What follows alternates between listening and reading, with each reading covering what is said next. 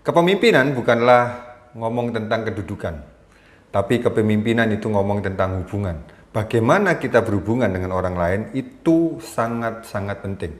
Nah, waktu kita berhubungan dengan orang lain ada dua hal yang kita bisa lakukan.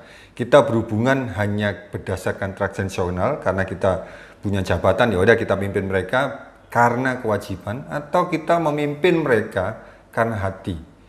Kita mengasihi mereka, kita mencintai mereka, kita menghargai mereka. Hasilnya gimana? Tentu berbeda. Kalau kita ngomong tentang memimpin mereka dengan hati, kita akan menggunakan hubungan untuk membangun seseorang.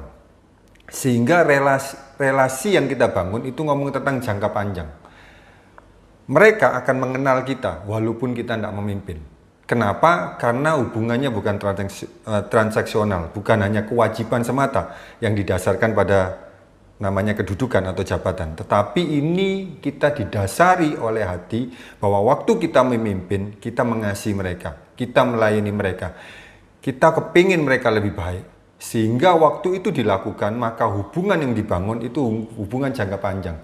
Momen yang kita create kepada mereka akan menginspirasi hidup mereka, dan mereka akan berubah oleh karena apa yang kita lakukan sewaktu kita memimpin mereka. Nah, proses mengelola kepemimpinan dimulai dari diri sendiri.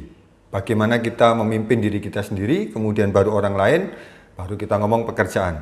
Jadi seorang leader itu harus bisa memimpin dirinya sendiri. Baru setelah itu ngomong tentang orang lain. Sebagai manajer, sebagai direktur, fokusnya itu mengelola orang, fokusnya memimpin orang yang melakukan pekerjaan. Sewaktu kita bisa memimpin orang itu dengan baik, maka yang terjadi adalah pekerjaan yang kita delegasikan ke mereka juga akan dikerjakan dengan baik pula. Nah, bagaimana kita memimpinnya? Nah, waktu kita memimpin orang, kita harus tahu prioritas. Nah, ini beberapa prioritas yang waktu kita survei kurang lebih seperti ini. Kondisi organisasi di sebuah perusahaan. 10% itu SDM berprestasi. Yang artinya kita nggak perlu ngajarin mereka capek-capek, mereka sudah ngerti apa yang mereka lakukan dan mereka bekerja dengan baik tanpa perlu banyak pengawasan. Kemudian yang berikutnya, prioritas yang kedua adalah sebetulnya yang paling bawah, bad boy. Bad boy ini adalah orang yang paling sulit dikendalikan, semau gue, dan ini bermasalah. Ini kita fokus di sini. Jadi fokusnya di dua, SDM berprestasi dan bad boy. Kenapa harus dua ini aja? Follower tinggal ngikutin.